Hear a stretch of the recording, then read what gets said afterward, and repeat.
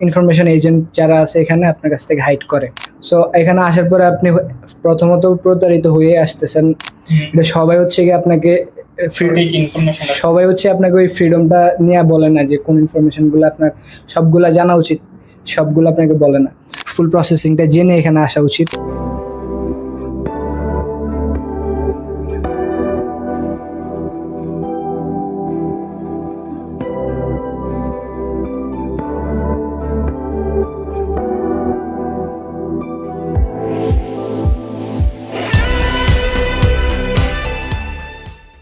Assalamu alaikum everyone, welcome to the Passage podcast, the another episode 2.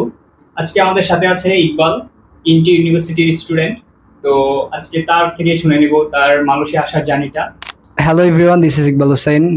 Currently I'm pursuing my bachelor from Inti International University. So today I will share something about my experience on Malaysia, and I think that's all my introduction. আচ্ছা ইকবাল, স্টাডির জন্য তুমি Malaysia কেন বাছাই করলে? Actually Malaysia আমি বাছাই করেছি because that was uncertain plan actually, because after completing my HSC আমার প্ল্যান ছিল হচ্ছে কি ইউরোপ বা ইউএস এর জন্য দাঁড়ানো। So I didn't find any better plan from Bangladesh, and since you know from Bangladesh সবগুলো এম্বাসির জন্য ইন্ডিয়াতে যেতে হয়। সো আমি জার্মানির জন্য ট্রাই করছিলাম, হয়নি। Before that I also tried for Finland, and আমি ফিনল্যান্ড থেকে অফার লেটার অ্যাকসেপ্ট করি আমি। সো এখানে আমি যাই নাই for some reason. After that আমি ইউএসের জন্য দাঁড়ানোর জন্য একটা প্ল্যান করতেছিলাম, বাট ওই প্ল্যানটা হচ্ছে গিয়া বাংলাদেশ থেকে সামহাউ ওয়ার্ক করে নাই, বিকজ আমার ফ্যামিলিগত একটা ইস্যুস ছিল, দ্যাটস ওয়াই। সো দেন হচ্ছে আমি আমার ওয়ান অফ মাই ফ্রেন্ড যার সাথে হচ্ছে গিয়ে আমি যোগাযোগ করি মালয়েশিয়াতে কীভাবে ট্রান্সফার করা যায় ইউএসএতে, আর এখান থেকে ডেট পাওয়াটা খুব easy. So I think for this আমি হচ্ছে গিয়ে আমার একজন ফ্রেন্ডের সাথে কথা বলি। সে হচ্ছে আমরা একই কলেজে পড়তাম, একসাথে এইচএসসি দিছি। সো তার সাথে হচ্ছে আমি কি বলে মালয়েশিয়া সম্পর্কে জিজ্ঞেস করাতে সে আমাকে বলছে যে হচ্ছে এখানে ট্রান্সফার প্রোগ্রাম আছে, এখানে অনেকগুলো ইউনিভার্সিটি আছে যেগুলো হচ্ছে এখান থেকে ট্রান্সফার করে, আর এখানে আসলে তুমি হচ্ছে করতে পারবা, কি বলে খুব ইজিলি ট্রান্সফার করতে পারবা, আর খুব ইজিলি এম্বাসির অ্যাপয়েন্টমেন্ট পাবা আর কি। মালয়েশিয়া থেকে খুব ইজিলি এম্বাসির অ্যাপয়েন্টমেন্টটা পাওয়া, অ্যান্ড হচ্ছে উইদিন 1 or 2 weeks-এর মধ্যে মালয়েশিয়া থেকে এম্বাসির ডেটটা পাওয়া যায়। সো অলসো এখান থেকে পসিবিলিটিসটা বাংলাদেশ থেকে অনেক better, and as I hard before some of my university friend went to US, so that's why from Malaysia, yeah. So that's why আমার হচ্ছে এই জিনিসটা সম্পর্কে একটু রিসার্চ করা নিজে, বাট রিসার্চটা হচ্ছে গিয়ে আমি জাস্ট এইটুকুই করছি যে এখান থেকে ট্রান্সফার হওয়াটা কতটুকু, এইটুকু আমি রিসার্চ করছি। সো এই রিসার্চের বেসিসে হচ্ছে আমি ওই ফ্রেন্ডের সাথে কথা বলি ফাইনালি যে হচ্ছে আমি মালয়েশিয়াতে আসতে চাই। সো আমার জন্য কোন অপশনটা বেটার হবে। সে কি তোমার আগে আসছে মালয়েশিয়াতে? আমার ওই ফ্রেন্ডটা হচ্ছে গিয়ে এখানে আসছে আমার 1 বছর আগে আর কি। 1 বছর আগে আসছে। হ্যাঁ। তো ওই তোমাকে সাজেস্ট করে যে ইন্টি ইউনিভার্সিটি আমেরিকান ট্রান্সফার ডিগ্রি আছে, এটাতে আসতে পারো। হ্যাঁ, আমি ইন্টি ইউনিভার্সিটিতে রিসার্চ করাতে উনি হচ্ছে আমি মেইনলি রিসার্চ করতেছিলাম হোল মালয়েশিয়া নিয়ে, কোন ইউনিভার্সিটিটা ইউএস এর জন্য আমাকে বেটার অপরচুনিটি দিবে। সো হচ্ছে গিয়া দেন আমাকে সাজেস্ট করলো ইন্টির কথা। দেন আমি হচ্ছে গিয়া এটা নিয়ে একটু নিজে দেখাশোনা করলাম। নিজে দেখাশোনা করার পাশাপাশি আমি মেইনলি ওর উপরে ট্রাস্টটা আমার বেশি ছিল, বিকজ হচ্ছে গিয়া আমার কলেজ ফ্রেন্ড ছিল, আর অলসো হচ্ছে গিয়া ওর সাথে ফ্রেন্ডলি ওয়াইজ কথা হইতো আমার। তো ওই প্ল্যান থেকে হচ্ছে গিয়ে মালয়েশিয়াতে আমি ওই ওর ইয়াতেই আমি হচ্ছে গিয়া ইনফ্লুয়েন্স হয়ে দেন হচ্ছে গিয়ে মালয়েশিয়ার খোঁজ পাই। দেন আমি ইন্টারন্যাশনাল ইউনিভার্সিটিতে আসার জন্য সবকিছু প্রসেস শুরু করি আর কি। তো দেন মানে ইন্টিতেই তোমার ফার্স্ট চয়েস ছিল নাকি ওই তোমাকে ইন্টি সাজেস্ট করছিল? ফার্স্টে হচ্ছে গিয়ে আমার প্ল্যান ছিল এখান থেকে বাংলাদেশ থেকে যেহেতু ভিসা হচ্ছে না কোথাও, কজ ইন্ডিয়া যেতে হয়, দেন হচ্ছে গিয়া সবগুলো প্রসেস অনেক বেশি লেন্দি। দ্যাটস ওয়াই হচ্ছে গিয়ে আমার আইডিয়াস ছিল যে মালয়েশিয়া থেকে ট্রান্সফার হওয়াটা খুব ইজি, যে কোনো country, even Europe. So that's why আমি রিসার্চ করি যে হচ্ছে এখান থেকে কিভাবে কি করা যায়। দেন হচ্ছে কেউ সাজেস্ট করে এখানে এই ইন্টিতে আসলে তোমার জন্য বেটার হবে ট্রান্সফারের জন্য। So that's why I choose. তো আপনার ফ্রেন্ডটাই কি এজেন্ট ছিল না আপনার ফ্রেন্ড আপনাকে কোনো এজেন্টের কাছে ট্রান্সফার করে দিয়েছিল? মেইনলি আমার ফ্রেন্ডটা হচ্ছে গিয়ে আমাকে সবকিছুতে সব ইনফরমেশন দেওয়া হেল্প করছে, বাট হচ্ছে ও সাব এজেন্ট ছিল, মেইন এজেন্ট হচ্ছে গিয়ে অন্য একটা ভাই ছিল যারা হচ্ছে এখানে এজেন্সি চালাচ্ছে আর কি। তাদের সাথে ইন্টির কোলাবোরেশন আছে মেইনলি। তো আসার পর থেকে এখন পর্যন্ত অলমোস্ট লাইক 1 year প্লাস হয়ে গেছে এক্সপিরিয়েন্স। সো এই পুরা জার্নিতে কি কোনো প্রবলেম ফেস করতে হয়েছে? Basically, এখানে I got scammed by my friend. I want to share something about this today.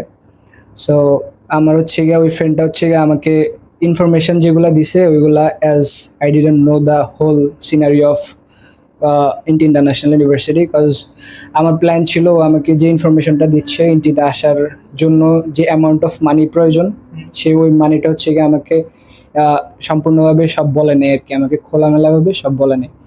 So that's why আমার হচ্ছে গিয়া প্রবলেম ফেস করতে হয়েছে যে আমি ফার্স্টে আসার পরে আসার সময় ওকে আমি বারবার আস্ক করতেছিলাম যে আমার টিউশন ফি হচ্ছে গিয়া কত, হচ্ছে আমার অফার লেটারে সব কিছুতে লেখা হচ্ছে মেইনলি ইন্টিতে যারাই আসে এদের হচ্ছে 17,622 রিঙ্গিত দিয়ে নর্মালি আসা লাগে, which is cover your one semester, also cover your administration fee and others cost, so EMGS and everything. So ও হচ্ছে গিয়ে আমাকে ইনফরমেশন দিছে যতটুকু দিলে হচ্ছে আমি মালয়েশিয়ার জন্য ইন্টারেস্ট হবো, সেজন্য আমাকে সেটুকু ইনফরমেশন আমাকে দিছে।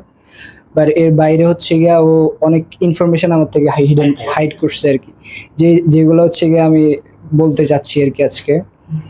সো যেমন কেমন ইনফরমেশন হাইড করা হয়েছে আর কি বইলা তোমাকে নিয়ে আসছে ওইটা সবটাই জানতে চাই। আচ্ছা, সো এখানে হচ্ছে গিয়ে আমাকে বলা হয়েছে যে আমাকে যেই ফার্স্ট ইয়ারের টিউশন ফি, এই টিউশন ফি হচ্ছে গিয়া ও সম্পূর্ণটা ইউনিভার্সিটিকে প্রোভাইড করা হয়েছে।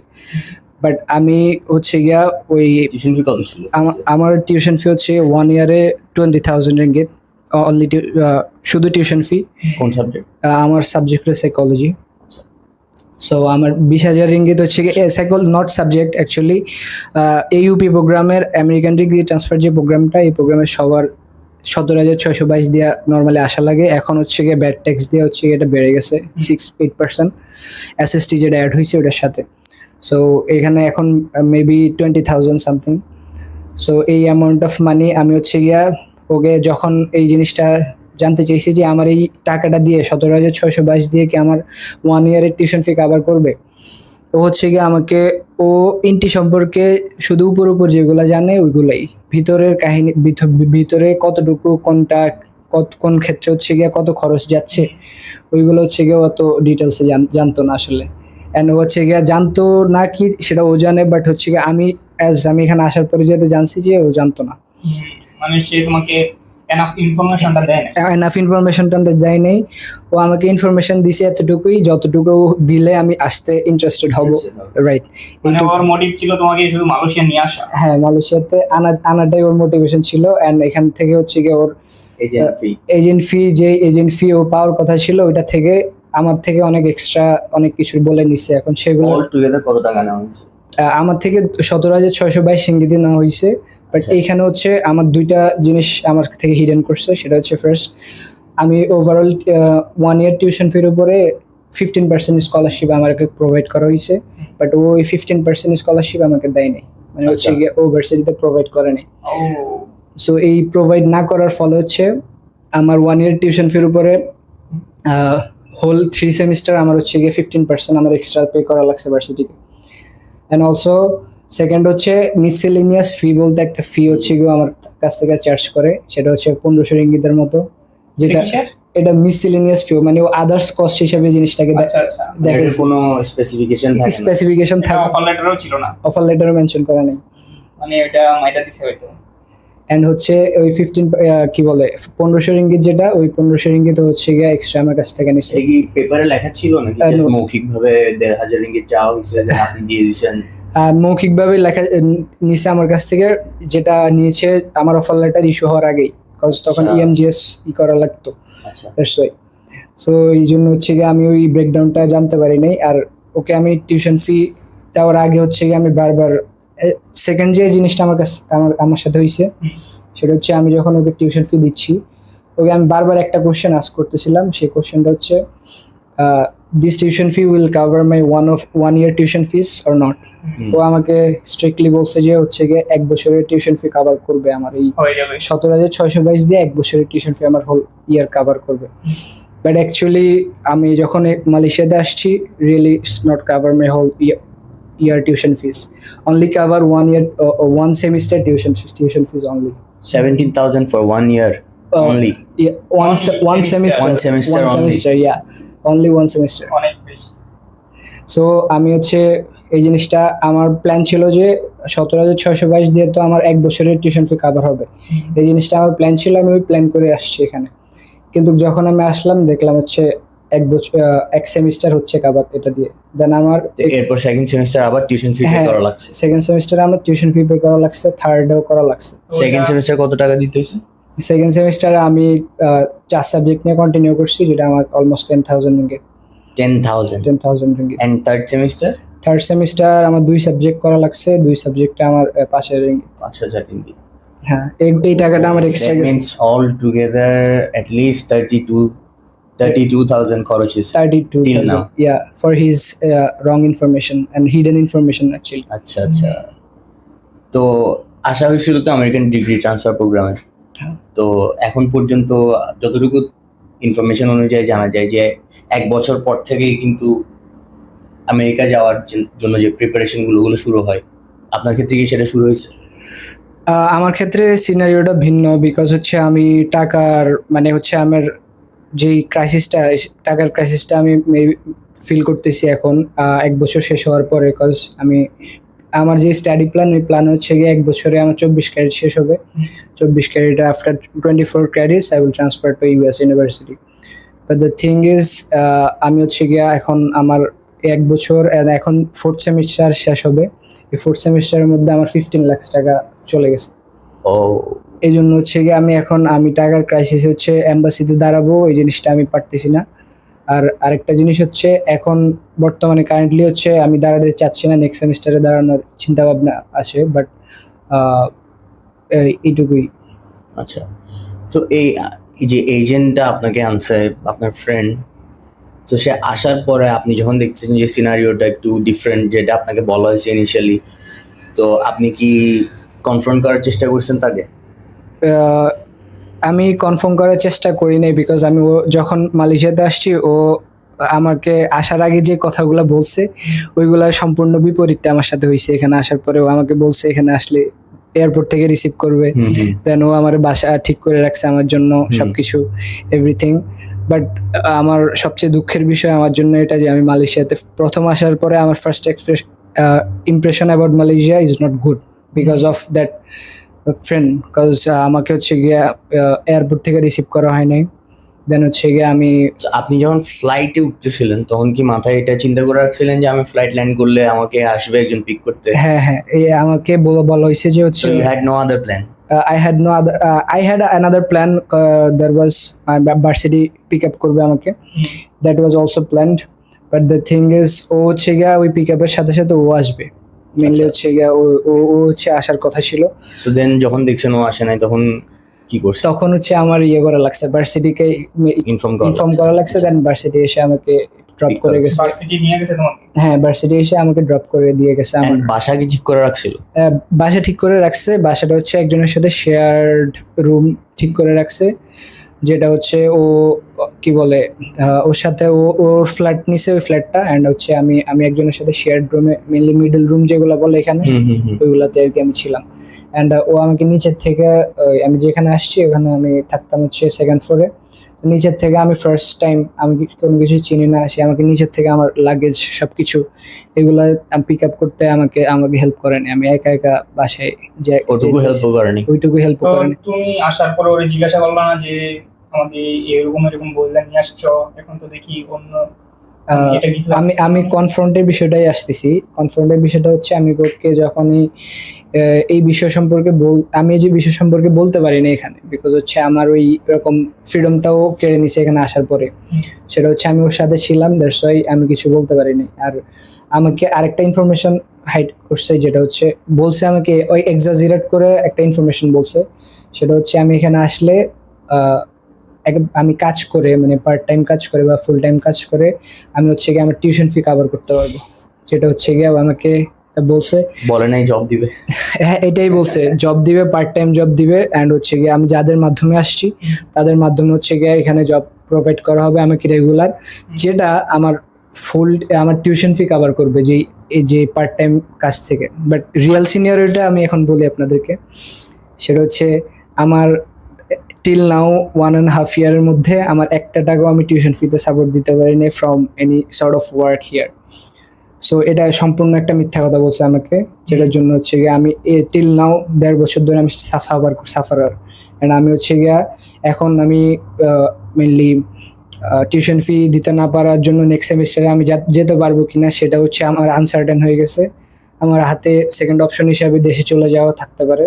সো হচ্ছে আমি এখন পুরা আনসার্টেন একটা প্ল্যানের মধ্যে আছি। After like spending 32,000 ringgit, do you think যে দেশে যাওয়াটা একটা ওয়াইজ ডিসিশন হবে? For me, my families can only provide 15 lakhs taka in Bangladeshi amount, Which already is done. which already I covered 1.5 year. I don't have further Anything money, anything left to go for anything here. So আমি হচ্ছে এখন plan করতেছি, আমি যদি নিজে কিছু করে হচ্ছে গিয়ে এম্বাসিতে দাঁড়াইতে পারি সেক্ষেত্রে আমি এম্বাসির জন্য যাবো আর কি। আচ্ছা, তো এমবাসিতে দাঁড়ানোর ক্ষেত্রে কত টাকা খরচ হতে পারে? এম্বাসিতে দাঁড়ানোর ক্ষেত্রে হচ্ছে আপনার, এটা তো নর্মালি সবাই জানে যে ইউএস এর এম্বাসিতে কেমন কস্ট হতে পারে। DS-160, তারপরে হচ্ছে সার্ভিস ফি যেটা দিতে হয়, এই ফিগুলা, দেন আপনার ব্যাংক স্টেটমেন্ট রেডি করা, আরও হাবিজাবি যেসব কস্ট, মিসেলেনিয়াস কস্টগুলো আছে ওইগুলা হিসাব করে 1,50,000 সামথিং।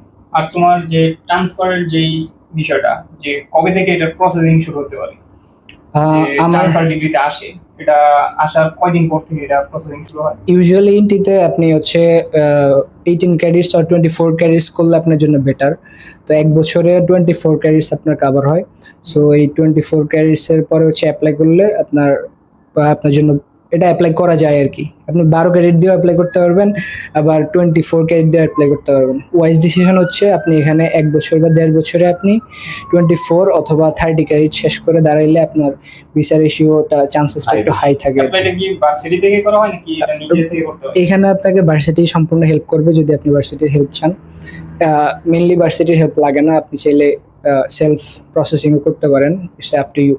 আবার এর মধ্যেও যদি আবার কোনো কেউ থাকে বাঙালি, আমাদের তো অভ্যাস আছে যে আমরা সবকিছুতে এজেন্টের কাছে দোলাই, এর মধ্যে যদি আবার কোনো এজেন্ট এখানে যুক্ত হয়ে যায়, এই প্রসেসটাতে এজেন্ট যুক্ত করা হচ্ছে গিয়া একটা ব্যাড ডিসিশন ফর আওয়ার বাংলাদেশিদের জন্য, কাজ এই প্রসেসটাতে এজেন্ট যুক্ত করার কিছু নাই। ইউএসএতে ডকুমেন্টসটা মেইন ফ্যাক্ট না, the fact is your interview, how you actually present yourself. So এই জিনিসটা ফ্যাক্ট। ডকুমেন্টস ছাড়া হচ্ছে গিয়ে আপনি ইন্টারভিউর জন্য কতটুকু প্রিপেয়ার, এই জিনিসটার দিকে ফোকাস করে। এখানে আমি মনে করি না যে থার্ড পার্টি বা হচ্ছে কোনো এজেন্টের হেল্প প্রয়োজন আছে, নিজে সেলফ প্রসেসিং করে করতে পারে। বাট আমাদের ক্ষেত্রে দেখা যায় আমরা সবকিছুতেই মনে করি যে আমরা ইনসাফিসিয়েন্ট। লাইক আমরা কিছু একটা করতে গেলে আমরা মনে করি যে না, আমাদের দ্বারা হবে না, হয়তো থার্ড পার্সন লাগবে, কোনো বড় কাউকে লাগবে, লাইক টু হেল্প আওয়ারসেলফ। তো এই ক্ষেত্রে যদি এরকম কেউ থাকে যারা এই ধরনের চিন্তা ভাবনা করতেছে যে মানে আমি তো মালয়েশিয়া যাবো পড়তে, একটা এজেন্টের থ্রুতে অলরেডি যাচ্ছি, ওখান থেকে আবার আরেকটা এজেন্টের থ্রুতে আমি অন্য কোনো জায়গায় যাব, তা সেটা কি ওয়াইজ ডিসিশন হবে? অ্যাকচুয়ালি এক বাক্য হচ্ছে এটা ওয়াইজ ডিসিশন হবে না, বিকজ এখানে হচ্ছে আপনি প্রথমত মালয়েশিয়াতে আসলে আপনি অনেক ইনফরমেশন এজেন্ট যারা আছে এখানে আপনার কাছ থেকে হাইড করে। এটা সবাই হচ্ছে গিয়ে আপনাকে সঠিক ইনফরমেশন সবাই হচ্ছে আপনাকে ওই ফ্রিডমটা নিয়ে বলে না যে কোন ইনফরমেশনগুলো আপনার সবগুলা জানা উচিত, সবগুলো আপনাকে বলে না। সো এখানে আসার পরে আপনি প্রথমত প্রতারিত হয়ে আসতেছেন, টুকিটাকি প্রতারিত সবাই হচ্ছে, বাট আমারগুলো হচ্ছে গিয়ে বোল্ড অনেক বড় বাল্ক অ্যামাউন্টের প্রতারণা ছিল আমার সাথে। সো দ্যাটস ওয়াই হচ্ছে গিয়ে আমারটা ফোকাসড হয়েছে আর কি। আপনার ইনফরমেশন অনুযায়ী আপনি কতটুকু জানেন আপনার থেকে কত টাকা নেওয়া হয়েছে এক্সট্রা? আমার ইনফরমেশন অনুযায়ী আমি আই ওয়াজ টোল্ড যে আমি হচ্ছে গিয়ে 1500 রিঙ্গিত আমার কাছ থেকে এক্সট্রা নিছে। এই জিনিসটা কোথাও কোনো মেনশন নাই এখানে, কোনো অফার লেটার কোনো রিসিপ্ট নেই কোনো কিছুতে। এটা 1500 রিঙ্গিত এক্সট্রা নেওয়া হয়েছে। আর সবচেয়ে বড় কিছু জিনিস যে দুইটা ইনফরমেশন আমার কাছ থেকে হাইড করছে, ওই দুইটা আমি জানলে আমি মালয়েশিয়া চুজ করতাম না, বাট আমি ওই দুইটা জিনিস আমি এখানে আসার পরে জানতে পারছি। সে দুইটা আমি বলছি, আবার বলতেছি। সেটা হচ্ছে ফার্স্ট আমার 1 বছরের টিউশন ফি যেটা, ওইটা আমি দিয়ে আসছি, আমি এটা জানি। কিন্তু এখানে আসার পরে আমি দেখছি 1 সেমিস্টার দেওয়া হয়েছে, যেটা হচ্ছে গিয়া আমার জন্য খুবই বেশি। পরে আমি আরো 2টা সেমিস্টার আমার এক্সট্রা দেওয়া লাগছে। এই একটা ইনফরমেশন। আর আরেকটা ছিল আমার 15% স্কলারশিপ আমার 1 ইয়ার টিউশন ফির উপরে আসতো, যেটা হচ্ছে গিয়ে আসে নাই, যেটা হচ্ছে ওরা হচ্ছে প্রোভাইড করে নেই। সেজন্য হচ্ছে গিয়ে আমার কি বলে এটাও এক্সট্রা টাকা দেওয়া লাগছে আমার নর্মালি। তো এই যে তোমার সাথে এই ঘটনাটা ঘটে গেল, তো এটা নিয়ে ভার্সিটিতে কোনো কমপ্লেইন করো নাই যে ওদের মাধ্যমে আসার কারণে তোমার এতগুলা হ্যাসেল করতে হইলো, যে আমাকে নিয়ে আসছে এভাবে বইলা, তো টাকা মাইটা দিছে, এটা ভার্সিটিতে জানাও না? ভার্সিটিকে আমি ইনফর্ম করি নাই, বিকজ হচ্ছে গিয়া ভার্সিটি এখানে অস্ট্রেলিয়ার ক্ষেত্রেও সেম, মালয়েশিয়ার ক্ষেত্রেও সেম, যেটা হচ্ছে ইউনিভার্সিটিতে ডিরেক্ট আসতে গেলে প্রবলেম। এখানে হচ্ছে কারো থ্রুতে আসা লাগে আর কি, যেমন অস্ট্রেলিয়াতেও সেম প্রসেস। তো এখানে হচ্ছে আপনি যখন এজেন্ট আপনাকে কি বলে আনছে, সেটা হচ্ছে গিয়ে ভার্সিটির কনসার্ন না। এজেন্ট আপনাকে যে কোনো কিছু বলতে আনতে পারে, সেটা ভার্সিটি দেখবে না। সো আমি ভার্সিটিকে ওই কারণে ইনফর্ম করি নাই, কজ হচ্ছে অলরেডি আমার যে এশিয়ান কাউন্সিলর, সে হচ্ছে গিয়ে এই সব কিছু জানে। সে আমাকে ইনফর্ম করার এখানে কিছু না, ওখান থেকে আমি কোনো বেনিফিট পাবো না, কজ আমার সাথে যে কি হয়েছে না হয়েছে। আমি লিগ্যাল অ্যাকশন নিতে পারি, আমি লিগ্যাল অ্যাকশন নিব ইনশাল্লাহ। আমি হচ্ছে গিয়ে যখনই আমি এখান থেকে মুভ করবো কোথাও, বা হচ্ছে গিয়ে বাংলাদেশে চলে গেলে, আমি লিগ্যাল অ্যাকশন নিব। আমার কাছে everything I have proved on, ওর সাথে আমার সব কিছুর প্রমাণে আছে। তো আপনি তো ইনিশিয়ালি প্ল্যান করছিলেন আপনি ইউরোপে অর ইউএসএ অর ডিফারেন্ট আদার কান্ট্রিতে যাবেন। সো ওখান থেকে যখন প্ল্যান ওয়ার্কআউট করে নাই, দেন আপনি মালয়েশিয়া আসছেন পড়তে। সো অল টুগেদার আপনার মালয়েশিয়ান এক্সপিরিয়েন্সটা কেমন, apart from the scam? Apart from the scam, actually মালয়েশিয়ার এক্সপিরিয়েন্স আমার ভালো। যে হচ্ছে আমি কি বলে এখানে এনভায়রনমেন্ট থাকার জন্য খুবই environment friendly and also student friendly. যদি আপনি পড়াশোনা করতে আসেন, only for student friendly this country, but আপনি অন্য কোনো কিছু করতে পারবেন না এখানে এসে। পার্ট টাইম কাজ বা ফুল টাইম কাজ এগুলা করাটা, এই মাইন্ডসেট নিয়ে মালয়েশিয়াতে আসাটা আপনার জন্য ওয়াইজ ডিসিশন হবে না। আর আমার হচ্ছে গিয়ে ওভারঅল এক্সপিরিয়েন্স, আমার ভার্সিটি, আমার হচ্ছে গিয়া আশেপাশে মানুষজন সবাই হেল্পফুল ছিল, অ্যান্ড হচ্ছে আমার এক্সপিরিয়েন্স ভালো, ওভারঅল ভালো। আদার দ্যান স্ক্যাম, কজ আমি টাকা পয়সার ক্রাইসিসে হচ্ছে গিয়ে আমার এই 1.5 বছর ধরেই আমার যাইতে হয়েছে। এখনো টিল নাও হচ্ছে গিয়ে আমি এই ক্রাইসিসে আছি। এই ক্রাইসিসের মধ্যে দিয়ে আমি আনসার্টেন লাইফ লিড করতেছি, জানি না ইন ফিউচার কি হয়, দেন গড উইল সে। আচ্ছা, আমরা এখন আসি ইনটি ইউনিভার্সিটির স্টাডি সম্পর্কে। ইনটি ইউনিভার্সিটির স্টাডি কিরকম, যে ওদের পড়াশোনার স্টাইল সবকিছু মিলিয়ে ছাত্রছাত্রীদের সাথে বিহেভিয়ার সবকিছু? ইন্টি ইন্টারন্যাশনাল যদি ফ্যাকাল্টি মেম্বারদের কথা বলি, আমি বলবো হচ্ছে গিয়া আদার দেন যেই ভার্সিটিগুলো এখানে আছে, সানওয়াই ইউনিভার্সিটি, মোনাশ ইউনিভার্সিটি, এগুলার হচ্ছে গিয়া সেম মাপকাঠিতে হচ্ছে ইন্টারন্যাশনাল ইউনিভার্সিটি। এখানে ফ্যাকাল্টিরা খুবই হেল্পফুল অ্যান্ড আপনাকে হচ্ছে গিয়া সব কিছুতে গাইড করবে। অ্যান্ড এছাড়া হচ্ছে কি বলে, আমি সাজেশন যদি থাকে যারা আসবে তাদের জন্য, সেটা হচ্ছে সব কিছু জেনে আসতে হবে। এখানে সব ইনফরমেশন গ্যাদার করে আসতে হবে, যে হচ্ছে আমার কতটুকু কিভাবে হচ্ছে গিয়ে কাভার আপ করতেছে, আমার কোন জায়গায় কত খরচ হবে, দেন আমি কতদিন পর এখান থেকে ট্রান্সফার করতে পারবো। অ্যান্ড ফুল প্রসেসিংটা আনটিল ইউএস যাওয়া পর্যন্ত ফুল প্রসেসিংটা জেনে এখানে আসা উচিত, প্রথমত এই জিনিসটা। আচ্ছা, ফার্স্ট ইয়ারের কস্ট যেটা বলছেন, যে ফার্স্ট ইয়ারের কস্ট ফুললি আপনাকে জানানো হয়নি, but to the upcoming students, তারা যদি জানতে চায় তো ইন্টি ইউনিভার্সিটির অফিসিয়াল ওয়েবসাইটে গেলে কি এই ব্যাপারে কোনো স্পেসিফিক অ্যান্ড ক্লিয়ার ইনফরমেশন কি পাওয়া যাবে? স্পেসিফিক ক্লিয়ার ইনফরমেশন পাবেন না, কিন্তু হচ্ছে আপনি ওদেরকে মেল করলে ওরা হচ্ছে কি আপনাকে সবকিছু বলে দিবে। মানে একটা ফি ব্রেকডাউন তো দেয়? হ্যাঁ, ফি ব্রেকডাউন যেটা আছে ওটা হচ্ছে 1 বছরেরটা নাই। সেখানে হচ্ছে আপনি আপনার অ্যাডমিনিস্ট্রেশন ফি, তারপরে হচ্ছে সার্ভিস ফি, তারপরে আরো এরকম 5-6টা মানে অনেক ধরনের ফি তো, হিডেন ফি তো অনেক ধরনের। হ্যাঁ এই সব ইউনিভার্সিটিতে আমরা মোটামুটি জানি। হ্যাঁ, ওই ফি এক্সামের আগেও আমাদেরকে ফি দেওয়া লাগে, লাইক একটা 150 রিঙ্গিতের একটা ফি দেওয়া লাগে, যে দুই পৃষ্ঠা কাগজ আর একটা এক্সাম স্লিপ দেয়, সেগুলোর জন্য আমাদেরকে টাকা দেওয়া লাগে। আর আমাদের প্রত্যেকটা সাবজেক্টের জন্য টাকা দিতে হয়। হ্যাঁ, তো মালয়েশিয়াতে কিছুই ফ্রি না, তো সবকিছুই একটা ফি দিয়েই যেতে হয় আমাদেরকে। তো এক্ষেত্রে ইন্টিতেও সেম। আপনি আপনার যে আমার সময় ছিল 17,622 রিঙ্গিত, যেটাতে আপনার এই সবগুলা ফি কভার করবে। আর এটার পাশাপাশি আপনি এক সেমিস্টারে 2-3টা সাবজেক্ট নিতে পারবেন।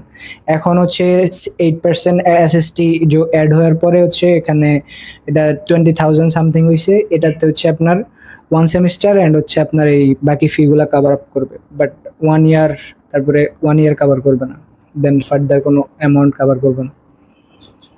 তো আপনি তো বাংলাদেশ থেকে এইচএসসি পরেই মালয়েশিয়ায় হায়ার স্টাডি করতে চলে আসছেন? না, অ্যাকচুয়ালি আমি হচ্ছে এইচএসসি আমার 21 ব্যাচ ছিল। আমি হচ্ছে কি বলে আমি বাংলাদেশে ঢাকা কলেজে আমি অনার্স করছিলাম।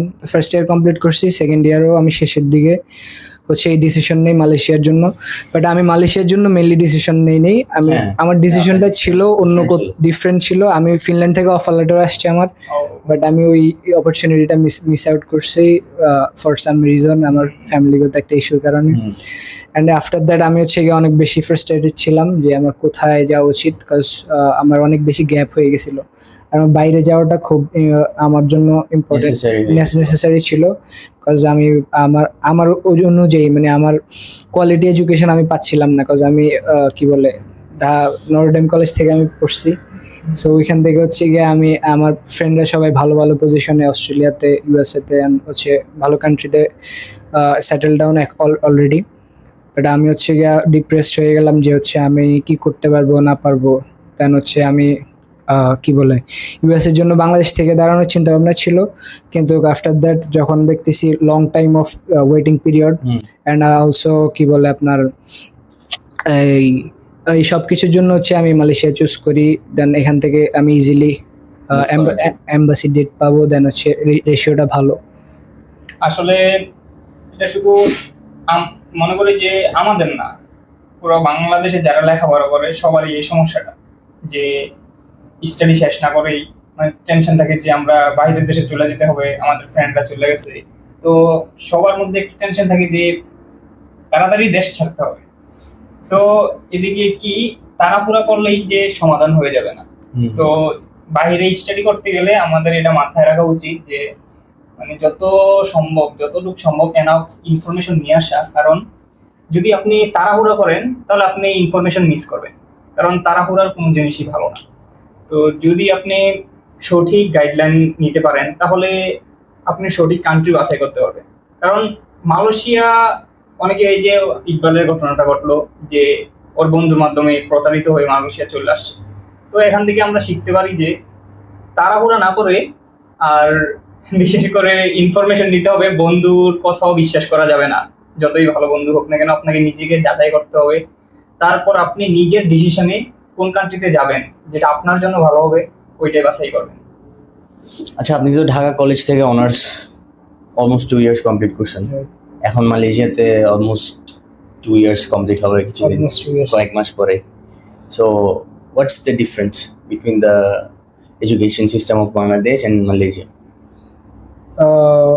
অ্যাকচুয়ালি ইন্টির সাথে হচ্ছে ঢাকা কলেজের কম্পারিজনটা খুব একটা মানানসই হবে না, বাট হচ্ছে না, আপনি যদি ঢাকা কলেজকে ফেলেও দেন তাহলে আপনি ঢাকা ইউনিভার্সিটি বা হায়ার যেগুলো ইউনিভার্সিটি আছে, হায়ার র্যাঙ্ক ইউনিভার্সিটি, ওগুলোর সাথে যদি কম্পারিজনে যান তাহলে কোনটাকে আপনি প্রেফার করবেন? আমার জন্য আমি প্রেফার করব মালয়েশিয়াতে, যদি আপনার এনাফ বাজেট থাকে, এনাফ হচ্ছে গিয়ে আপনি টাকা পয়সা দিতে পারেন ভার্সিটিকে। অ্যান্ড এখানে অনেক অ্যাজ লাইক বাংলাদেশের প্রাইভেট ইউনিভার্সিটি। তবে একটা জিনিস আমার কাছে একটু ভালো বাংলাদেশে আমি আগে রাখবো, সেটা হচ্ছে আপনি যদি বাংলাদেশের প্রাইভেট ইউনিভার্সিটির সাথে এখানে প্রাইভেট ইউনিভার্সিটি কম্পারিজন করেন, বাংলাদেশের প্রাইভেট ইউনিভার্সিটির টিচিং মেথড অ্যান্ড হচ্ছে গিয়া কি বলে পড়াশোনার সব কিছুর মান হচ্ছে বাংলাদেশের প্রাইভেট ইউনিভার্সিটিতে ভালো। বাট গভর্নমেন্ট হচ্ছে গিয়া পাবলিক ইউনিভার্সিটি যে 4টা ইউজিসির 4টা ইউনিভার্সিটি আছে, ঢাকা ইউনিভার্সিটি, চট্টগ্রাম, রাজশাহী অ্যান্ড হচ্ছে এই 4টা ছাড়া হচ্ছে গিয়া বাকিগুলোর কোয়ালিটি এখানে হচ্ছে গিয়া বাকিগুলোর থেকে এখানে বেটার কোয়ালিটি পাবে না। এত কিছু বাইরে এখন তোমার মালয়েশিয়ান লাইফস্টাইলটা কেমন কাটতেছে? মালয়েশিয়ার লাইফস্টাইল যদি বলি হচ্ছে আমি পড়াশোনা ঠিক মতোই করতেছি অ্যান্ড হচ্ছে গিয়ে আমার যে ক্রাইসিসটা বললাম যে আমার এখন এম্বাসিতে যাওয়ার যে ক্রাইসিসটা, ওইটা যদি আমি ফিল আপ করতে পারি হোপফুলি আমি যাব। কিন্তু এভরিথিং আনসার্টেন, কজ আমার এখানে সার্ভাইভ করার জন্য আমাকে নেক্সট সেমিস্টারে টিউশন ফি দিতে হবে। ওই টিউশন ফি হচ্ছে গিয়ে আমার কাছে এনাফ এখন সাপোর্ট দেওয়ার মতো আমার ফ্যামিলির ওরকম ক্যাপাসিটি নাই। সো এখন আনসার্টেনের মধ্যে যাচ্ছে, বাট আলহামদুলিল্লাহ আল্লাহ যা কিছু করবে আমার জন্য বেটার প্ল্যান অবশ্যই আছে। আচ্ছা, তো বাংলাদেশ থেকে বাইরে হায়ার স্টাডিতে যাওয়ার জন্য আপনাকে কি ইন্সপায়ার করছে? যদি দেশের বাইরে আমি হায়ার স্টাডির কথা বলি, সেটা হচ্ছে বাংলাদেশে সব কিছু থাকলে হচ্ছে গিয়া পড়াশোনার যেই এনভায়রনমেন্টটা বা হচ্ছে গিয়া যে কারিকুলাম, ওই কারিকুলামটা হচ্ছে গিয়ে আমাকে করে নেই, কী বলে ইন্সপায়ার্ড করে নেই বাংলাদেশে থাকার জন্য। বাহিরের আমি যতগুলো কান্ট্রি নিয়ে রিসার্চ করছি সেগুলো সব কিছু হচ্ছে প্র্যাকটিক্যাল বেসড ক্যারিকুলাম, যেটা হচ্ছে আমাদের বাংলাদেশে ইমপ্লিমেন্ট করা খুবই প্রয়োজন, যেটা আমি অন্যান্য কান্ট্রিতে এই অপরচুনিটিটার জন্য হচ্ছে মনে করি যে অন্যান্য কান্ট্রি অনেক ফার এগিয়ে গেছে, বাংলাদেশ পিছিয়ে আছে। এই জন্য যে প্র্যাকটিক্যাল বেসড যে কারিকুলামটা, এটা যদি ইমপ্লিমেন্ট করা হয় সেক্ষেত্রে আমি মনে করি কর্মসংস্থানও বাড়বে অ্যান্ড হচ্ছে এর পাশাপাশি আমাদের দক্ষ জনশক্তিও তৈরি হবে আমাদের ইন ফিউচারের জন্য। অ্যান্ড এটাই। আপনার কি মনে হয় বাংলাদেশ এটা কখনো অ্যাচিভ করতে পারবে? অবশ্যই বাংলাদেশে অ্যাচিভ করা ইটস পসিবল, কাজ হচ্ছে বাংলাদেশের সদিচ্ছাটা, মানুষের সদিচ্ছাটা থাকা প্রয়োজন। যে চেঞ্জটা আমরা এক্সপেক্ট করতেছি আফটার জুলাই রেভলিউশন, ওই চেঞ্জটা যদি আমাদের মনোজগতে বা মানসিক যেই জগৎটা আছে এই জগতে যদি আমরা ইমপ্লিমেন্ট করতে পারি, সেক্ষেত্রে হচ্ছে আমাদের সিস্টেম বা হচ্ছে গিয়ে আমাদের সিস্টেম ডেভেলপ করা বা ইমপ্লিমেন্টেশন ইটস ইজি। কজ হচ্ছে বাইরের যত দেশ আগায় গেছে, যদি মালয়েশিয়ার কথা বলি, এর আগায় গেছে হচ্ছে মানুষের মনোজগতের চেঞ্জটা নিয়ে আসছে, যে হচ্ছে আমরা রাস্তায় ময়লা ফেলবো না, তারপর হচ্ছে গিয়ে আমরা কি বলে পরিষ্কার পরিচ্ছন্নভাবে চলবো, দেন সব কিছু করতে সরকারকে হেল্প করব। সো এই মানসিকতা যদি জনগণের না থাকে, সেক্ষেত্রে আমি মনে করি না যে আগে যেতে পারবে বাংলাদেশ। ওই চেঞ্জটাই প্রয়োজন আমাদের। এখানে একটা আমার ফানি কথা মনে পড়ছে।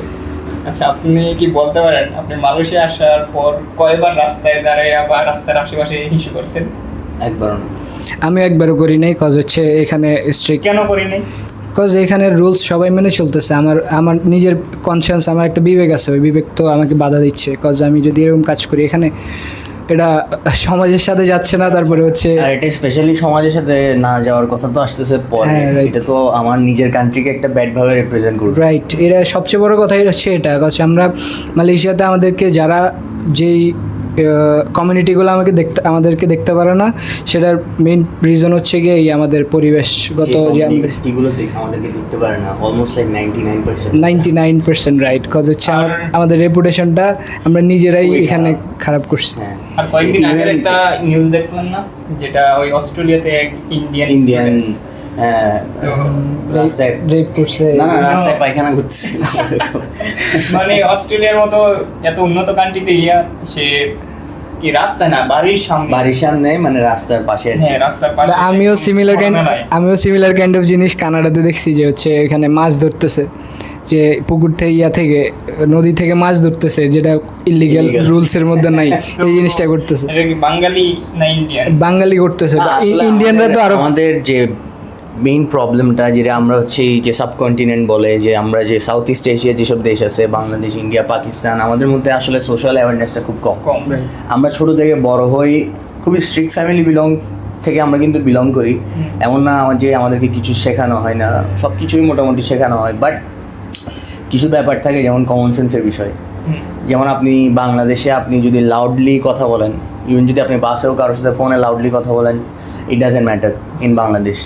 হ্যাঁ, কারণ আমাদের সোসাইটি ওভাবে বড় হয়েছে যে না, প্রাইভেসি বলতে যে জিনিসটা মালয়েশিয়াতে অথবা অস্ট্রেলিয়াতে অথবা আমেরিকাতে এক্সিস্ট করে, সেটা ইউজুয়ালি কিন্তু বাংলাদেশে আর ইন্ডিয়াতে আর পাকিস্তানে এক্সিস্ট করে না। সো ফর দ্যাট রিজন দেখা যায় যখন কোনো মানুষ বাংলাদেশ থেকে বা ইন্ডিয়া থেকে এই ধরনের কোনো দেশে আসে, তারা ইউজুয়ালি এই সিচুয়েশনে তারা খাপ খাইতে পারে না, বা rather I will say that এই দেশে যারা আছে তারা আমাদের সাথে খাপ খাইতে পারে না। কারণ আমরা এতটা অবনক্সাস থাকি যে আমরা ইভেন বাসে, আপনি তো এখানে বাসে চলাচল করেন অবভিয়াসলি, তো বাসে আপনি দেখছেন যে এখানে মানুষজন খুবই কোয়াইটলি যায়, কারণ ইটস ম্যানার, এটা ভদ্রতার মধ্যে পড়ে।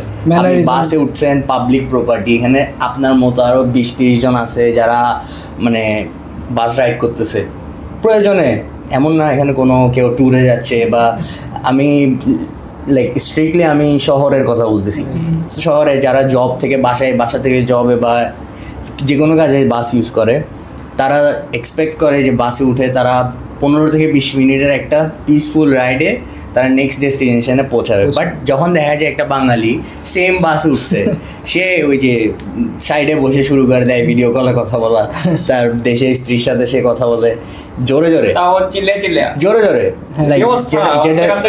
হ্যাঁ, যেটার কোনো প্রয়োজনীয়তা নেই। তো যার কারণে দেখা যায় এসব ছোট ছোট বিষয় কিন্তু ম্যাটার করে যখন বাইরের মানুষ আপনাকে দেখে। হ্যাঁ, রেপুটেশনটা আমাদের হ্যাম্পার করতেছে এখানে। আমরা হচ্ছে কোয়াইট পরিবেশে বাসে করে যাচ্ছি, বাট আমরা অন্যকে দেখেও তো ইন্সপায়ার্ড হইতে পারি যে হচ্ছে সে হচ্ছে নয়েজ করতেছে না বা ভিডিও কলে কথা বলতেছে না, গান শুনতেছে না, হেডফোন ইউজ করতেছে, বাট আমরা ইউজুয়ালি এটা করি না। আমরা বাংলাদেশের পাবলিক বাস হিসেবে একদম ডোন্ট কেয়ার, আমি রাজা, ডোন্ট কেয়ার, মানে আমরা এমন একটা ভাব ধরি যে এটা আমাদের দেশ, এটা আমাদের দেশ না, আর এদের মানুষরাও আমাদের আপন মানুষ না, এদের কাছে আমরা আসছি বলা যায় একদম মেহমান হিসেবে, লাইক অতিথি হিসেবে আসছি for a very short time, যা এরপর আমরা আবার চলেই যাব। তো যতদিন আসি কেন শুধু শুধু আমরা দেশের নাম খারাপ করব? তো এরকম অনেক মানুষ আছে, আমি আবার সবাইকে ব্লেমও করি না। যেমন অনেকে আছে যেমন গ্রাম থেকে আসে, ওদের দেখা যায় কি ওদের ওরকম সোশ্যাল অ্যাওয়ারনেস না থাকাটাই স্বাভাবিক। যেমন ওরা বড় হয়েছে একটা গ্রামীণ পরিবেশের মানুষ খুবই র হয়, ওদের এত কিছু তেমন একটা ওদের ন্যাচারালি ডোন্ট কেয়ার ভাব থাকে ওদের। তো ওদের থেকে আশা করা যায়, বাট এটাও আবার আশা করি যে লং টাইম এখানে থাকার পর এখানের কালচার, এখানের ম্যানারিজমের সাথে সবাই ইউজ হয়ে যাবে। এটা সবার থেকে এক্সপেক্ট করাই যায়, কারণ আসলে মানুষ তো পরিবর্তনশীল, যে কোনো জায়গায় গিয়ে তাকে তো খাপ খাওয়াইতেই হবে অবশ্যই। তো দেখা যায় এই বাংলাদেশের মানুষের জন্য এটা অনেক টাফ একটা বিষয়। শুধু বাংলাদেশ না, ইন্ডিয়া, বাংলাদেশ, পাকিস্তান, এই 3টা দেশ বেসিকলি ইন্ডিয়ানদের কথা তো আরো বাজে, এখানে ওদের রেপুটেশন আরো খারাপ আমাদের বাঙালি। আমার মনে হয় ইন্ডিয়ানদেরকে সব দেশে এখন মোটামুটি একদম তলানিতে ফেলে দিছে। রাইট, ইভেন অস্ট্রেলিয়াতেও দেখলাম কিছুদিন আগে, না ওইটা ছাড়াও ওদের ভিসাও দেখলাম, ওদের ভিসা স্ট্যাটাস কমাই দিছে, বাংলাদেশকে উঠাই দিছে, বাংলাদেশকে আপডেট করছে। দেন কানাডাতেও সেম দেখলাম, ইন্ডিয়ানদের বিরুদ্ধে প্রোটেস্ট চলতেছে, ইউকেতেও ইন্ডিয়ানদের বিরুদ্ধে, পাকিস্তানিদের বিরুদ্ধে প্রোটেস্ট চলতেছে, অলসো আমাদের বিরুদ্ধেও চলতেছে। সো আমরা লিস্টের বাইরে না, বাট এই আর কি যে ভারতবর্ষ আবার এক হচ্ছে আর কি, আমাদের কি বলে পূর্বপুরুষদের জাগ্রত হচ্ছে আবার, তবে not in a good way, in a bad way, very bad way. তো আচ্ছা, তো আপনি প্রি জুলাই আর পোস্ট জুলাই ডিফারেন্স কি দেখতেছেন বাংলাদেশে? আপনি তো আসছেন পোস্ট জুলাইতে এখানে। বেসিক্যালি আমি পোস্ট জুলাইতে আসছি, আমি 5ই আগস্টের রেভলিউশনটা করে আসছি এখানে। সো আমি হচ্ছে গিয়ে 5ই আগস্টের পরে আমি 28 আগস্ট এখানে আসি। ও 5ই আগস্টের পরে যেই যতগুলো ইনসিডেন্ট হয়েছে, চোর ডাকাত, আতঙ্ক, তারপরে হচ্ছে যা যা ছিল, এইগুলা বাংলাদেশের মানুষ খুব ভালোভাবে হ্যান্ডেল করছে, যে আমরা ইউনাইটেড ছিলাম, এটা হচ্ছে সবচেয়ে বড় কথা। বাট আফটার 5ই আগস্ট আমি তো বাংলাদেশের সিনারিওটা ওরকম দেখি নেই, যেহেতু মালয়েশিয়াতে আসি। বাট যদি ওভার দ্য অনলাইন যা কিছু দেখতেছি সেটা থেকে যে চেঞ্জটা হচ্ছে, আই থিঙ্ক মানুষ ফ্রিডমলি কথা বলতে পারতেছে, মানুষের ওই ফ্রিডম অফ স্পিচটা ফিরে আসছে। অ্যান্ড হচ্ছে আপনাকে কোনো একটা কথা বললে আপনাকে উঠায় নিয়ে যাবে বা হচ্ছে গিয়া কেউ এসে উঠায় নিয়ে যাবে, এরকম চিন্তাধারা এখন করতেছে না মানুষ আইনকে রেসপেক্ট করার ট্রাই করতেছে, মানুষ চেঞ্জটা নিজের মধ্যে আনার চেষ্টা করতেছে। হোপফুলি বাংলাদেশের নেক্সট ইলেকশনের পরে আই থিঙ্ক ভালো কিছু হবে ইনশাআল্লাহ। ইনশাআল্লাহ আমরা এটা আশা করি। আচ্ছা, আপকামিং স্টুডেন্টদের জন্য তোমার কিছু সাজেশন দিয়ে যাও, যেন ওরা এই পয়েন্ট আকারে সাজেশন দিয়ে যাও, যেন ওরা এটা থেকে জানতে পারে আর কি কিছু। আপকামিং যারা মালয়েশিয়াতে আসতে যাচ্ছে আমি বলবো হচ্ছে গিয়া আপনি সেলফ রিসার্চটার দিকে বেশি ফোকাসড হন। আপনি যদি এজেন্টের সাথে যোগাযোগ করেন, আপনি নিজে হচ্ছে গিয়া সবগুলা পয়েন্ট আউট করে নেবেন, সবগুলো পয়েন্ট ক্লিয়ার আউট করে নেবেন যে আপনি কোন জায়গায় কত টাকা দিচ্ছেন, কাকে দিচ্ছেন, দেন হচ্ছে গিয়ে আপনার কোন জিনিসটা আপনার পাওয়া, মানে আপনি নিজে ডিজার্ভ করেন যে পাওয়াটা আপনি এখানে আসার পরে, দেন এখানের হাউজিং সম্পর্কে, অ্যাকোমোডেশন সম্পর্কে, দেন এখানের হচ্ছে কি বলে লাইফস্টাইল সম্পর্কে আপনার সম্পূর্ণভাবে ধারণা নিয়ে আসাটাই আই থিঙ্ক বেটার হবে। আর মোস্টলি হচ্ছে গিয়া এই চিন্তাধারা থেকে বেরোতে হবে যে এখানে এসে হচ্ছে গিয়া কাজ করে টিউশন ফি দেওয়া, বা হচ্ছে গিয়া এখানে শুধু পড়াশোনার ইন্টেনশন নিয়ে আসতে হবে, যেটা না নিয়ে আসলে সাফার করতে হবে। আর এছাড়া হচ্ছে আমি বলবো যে আপনার নিজস্ব নিড কি সেই জিনিসটা চিন্তা করবেন, যে হচ্ছে আপনি যদি এখান থেকে কোথাও মুভ করা, থার্ড কান্ট্রিতে যদি মুভ করার চিন্তা ভাবনা থাকে মালয়েশিয়া থেকে, এটা বেটার অপশন আপনার জন্য। কিন্তু তারপরে অনেক কিছুতে এখন রেস্ট্রিকশন, যেমন ইউএস কন্টিনিউয়াসলি তাদের রুলস অ্যান্ড রেগুলেশন চেঞ্জ করে যাচ্ছে। তো আপনি এই জিনিসগুলো সম্পর্কে ইনফরমেশন রাখতে হবে আপনার। পাশাপাশি বাংলাদেশ থেকে কম্পারেটিভলি এখানে ইজি সব কিছুর প্রসেসিং। এখন আপনার উপরে ডিসিশন, আপনি যদি বাংলাদেশ থেকেও করতে পারেন, এখান থেকেও করতে পারেন। বাট এখানে আসলে এখানে সব রুলস, যেমন আপনার রেগুলার ক্লাস করতে হবে, ক্লাসে অ্যাটেন্ড থাকতে হবে 80%, দেন হচ্ছে আপনার সিজিপিএ ধরে রাখতে হবে, আপনি পড়াশোনা করতে হবে, এখানে এসে পড়াশোনা করার পরেই দেন হচ্ছে আপনি এখান থেকে মুভ করতে পারবেন। আমি মনে করি এই জিনিসগুলো হচ্ছে আপনি মাথায় রেখে এখানে আসা উচিত। স্টুডেন্টদের মেইন টার্গেট থাকতে হবে লেখাপড়া, পড়াশোনা মেইন টার্গেট রাখা লাগবে, রাইট? সো এই হলো আমাদের আজকের সেকেন্ড এপিসোড দর্শক। তো আশা করি আপনারা এটা থেকে অনেক কিছু শিখতে পারছেন। মাহির ভাই, আপনার কিছু বলার থাকলে বলেন। না, এই যে ভাই সব যা বললো এগুলোতে ফোকাস করলে আমার মনে হয় না একটা স্টুডেন্টের এর চেয়ে বেশি কিছু লাগে, দরকার হয় বলে আমার মনে হয় না। আমরা সবাই একটা না একটা এজেন্টের থ্রুতে আসছি এখানে, অ্যান্ড যারা আপকামিং স্টুডেন্ট আসবে এরাও নিশ্চয়ই কোনো না কোনো এজেন্টের থ্রুতেই আসবে, যেহেতু মালয়েশিয়ার অন্য কোনো সিস্টেম আর নেই।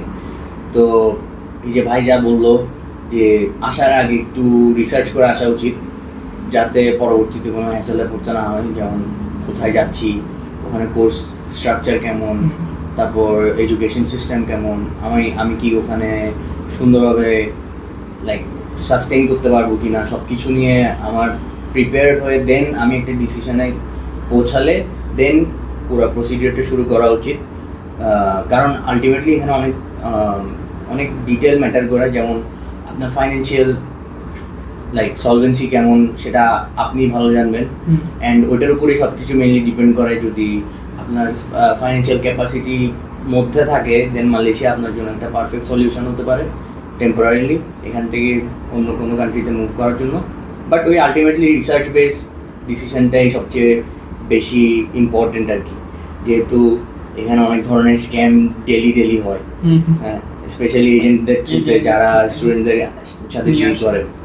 তো এই যে আসার আগে বেসিক্যালি রিসার্চ করে আসাটাই আমি প্রেফার করব। আর পরিশেষে এটাই বলবো, প্রতারণা আর প্রতারক থেকে দূরে থাকুন। আর এটাই আমাদের মেন লক্ষ্য, যে আপনাদেরকে কীভাবে এসব প্রতারণা থেকে আমরা মুক্ত দিতে পারবো। সো আজকের জন্য এতটুকুই, সবাই ভালো থাকবেন। আসসালামু আলাইকুম।